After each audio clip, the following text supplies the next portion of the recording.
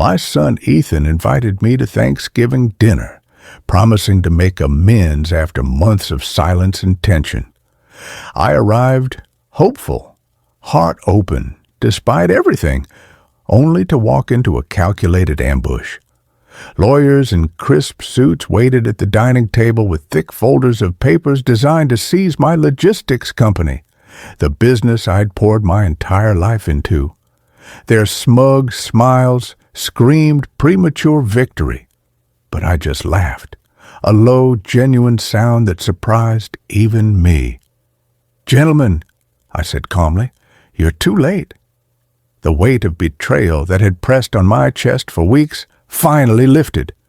My revenge was quiet, thorough, and sweet, though the long road to it had been a brutal war I never wanted to fight. The office had always smelled of stale coffee mixed with polished wood, a familiar comfort that wrapped around me like an old, worn coat. At 62, I was tired, yes, but deeply proud. I'd built Crow Logistics from absolutely nothing. One beat-up truck, endless nights hunched over maps on the kitchen table while the city slept, and sheer stubborn will. A framed photo of Ethan at 8 years old sat on my desk. His wide grin, muddy knees, from playing in the yard, eyes full of wonder. It reminded me of the boy who'd once run to me shouting, "Dad, look what I found!" Those memories stung now, sharp and bittersweet. The door swung open without a knock, shattering the quiet. Ethan strode in confidently, polished shoes clicking on the hardwood floor. Behind him came his wife Sophia, lips pressed into a tight line, clutching a manila folder like a loaded weapon. My heart lifted for a split second. Maybe my son had finally come to talk, to mend things like family should, but the folder hit my desk with a heavy thud, papers spilling out like confetti from a cruel celebration. I knew instantly this wasn't reconciliation. "Dad," Ethan said, voice sharp and businesslike, "we need to talk about the company." He paced slowly, fingers trailing along the edge of my desk, lingering on the glass award I'd won just last year for outstanding service in the industry. "You're holding us back. The company's stuck in the 90s. It needs fresh blood, new ideas, modern strategies." He stopped, turned to face me directly, jaw set. "It needs me." I blinked, letting the words sink in like cold stones. "You think I'm obsolete?" Sophia spoke then, her tone smooth as polished ice. "Victor, it's not personal. We just want what's best for the business. Modern leadership, better results, growth." Her smile never reached her eyes. It stayed cold, professional, predatory. I glanced at the photo again. A faint crack spiderwebbed across the glass. When had that happened? I hadn't noticed until now. "Modern?" I repeated slowly, tasting the word. "Or just convenient for you two?" Ethan's eyes narrowed. "Don't make this harder than it needs to be. Sign the papers, step back, retire. You've earned it." He nudged the folder closer, fingers grazing the edge as if he already owned everything inside. The room suddenly felt smaller, the air thicker, harder to breathe. I remembered teaching Ethan to drive a forklift in the warehouse when he was 18, his laughter echoing off the high metal racks, pure joy on his face. Now he stood here, dismantling the empire I'd sacrificed everything to create. My pulse throbbed in my ears, but I kept my voice steady. "I built this company from nothing, literally nothing. It's mine. You don't get to waltz in and demand it like it's your birthright."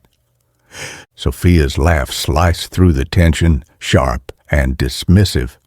"Oh, Victor, you're so sentimental. It's sweet, really, but it's not practical. Think about the future, our future."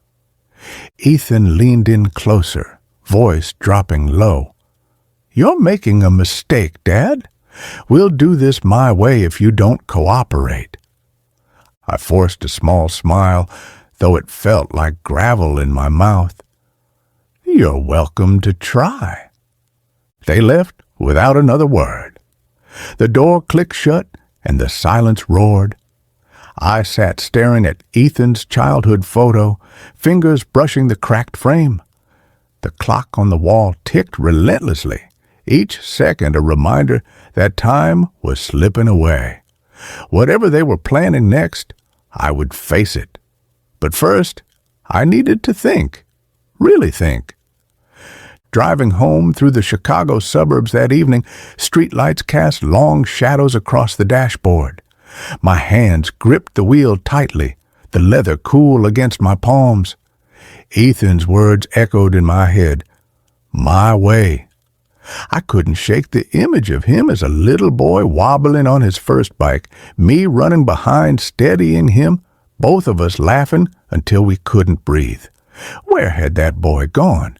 How had he become this stranger?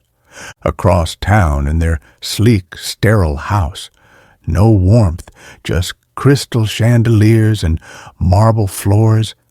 Ethan and Sophia were already moving forward with their plan. Ethan poured whiskey at the bar cart, phone pressed to his ear.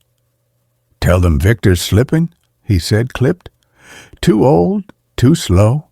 The company needs change." He hung up, smirking, and turned to Sophia, who sat scrolling on her phone. "He didn't budge," Ethan said, swirling his glass. "Thinks he's untouchable."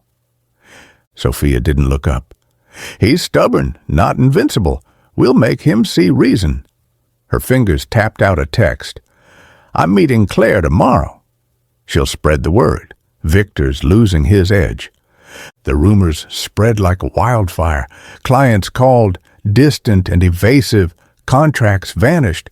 One night, checking the mail, I found a crisp envelope from a law firm. Inside, notice of intent to sue for incompetence and mismanagement. My own son was legally declaring me unfit to run the company I'd created with my bare hands. I met Tom, an old supplier friend, at a quiet corner cafe. Afternoon sun slanted through the windows, steam rising from my untouched latte. "Victor, what's going on?" he asked, brow furrowed. "I'm hearing things.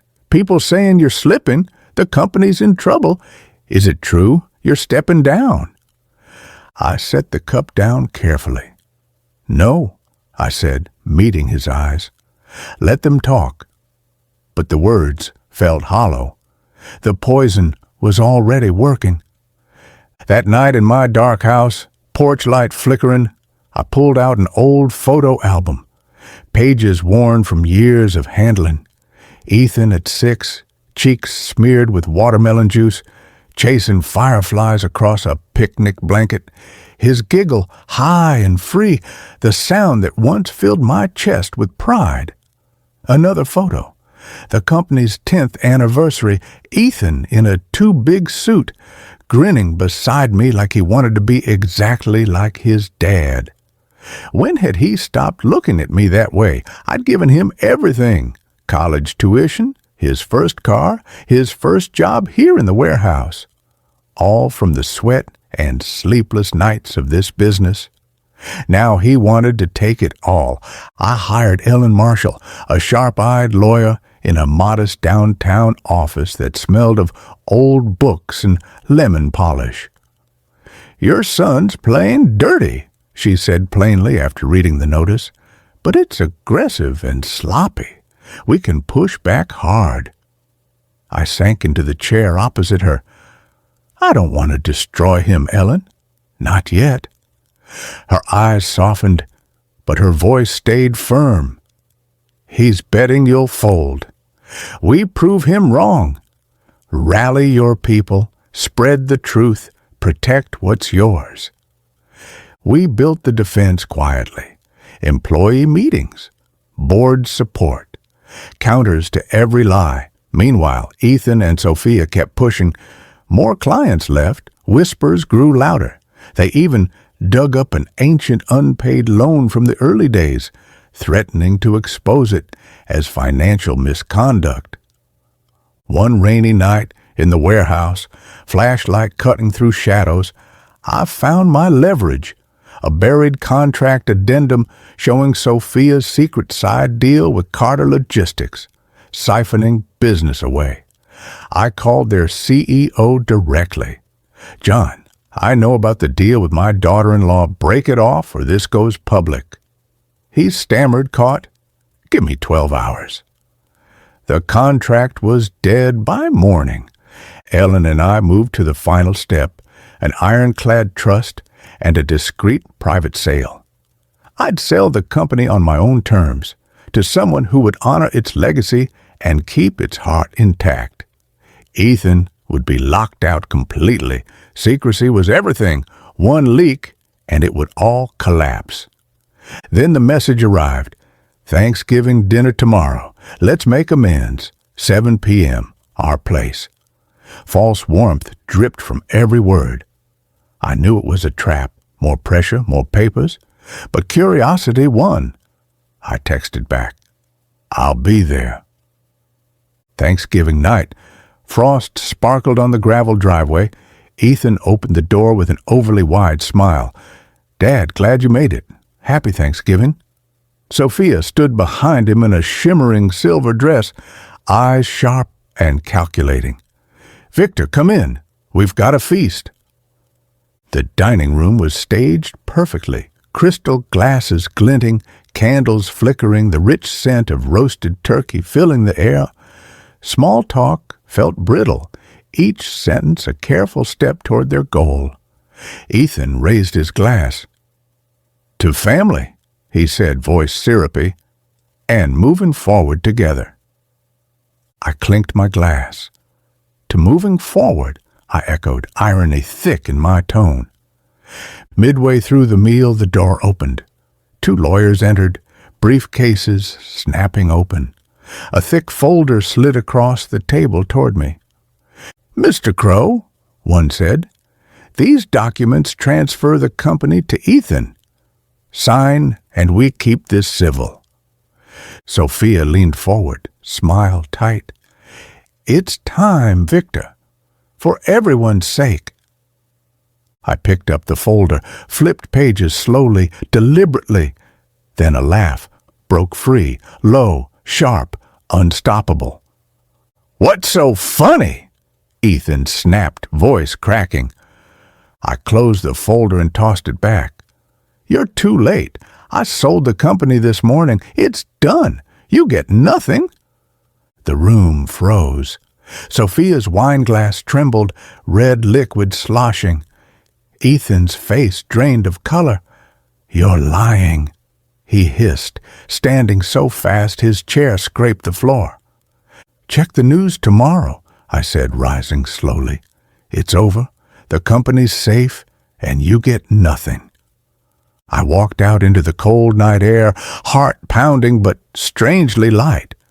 Behind me, Ethan shouted, "That company was mine! You owed me!" I turned once. "You lost the moment you betrayed me." Their apologies flooded my voicemail later. Ethan's voice raw, pleading. Sophia's softer, calculated. I let them go unanswered. The next day at Ellen's office, snow dusting the Chicago skyline, I sank into a chair. "Well?" she asked, eyes twinkling. "I sold it. They're furious." She laughed freely. "You crushed them. Proud of yourself?" "Not proud," I said quietly. "Just free." The following morning, Ellen and I walked through a snow-covered park, breath clouding in the crisp air. Holiday lights twinkled through bare branches. "So," she said lightly, "you pulled off the impossible. What's next?" "Something new," I told her, eyes on the horizon. "Something mine." I thought of the boy Ethan once was, his laughter, his small hand in mine, and gently closed that chapter. At 62, with the company preserved and the betrayal finally behind me, I felt ready.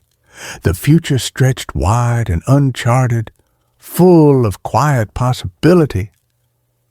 If you enjoyed this story, please like the video, subscribe to the channel, and share your thoughts in the comments. Thank you for listening. To hear the next story, check the box on the left.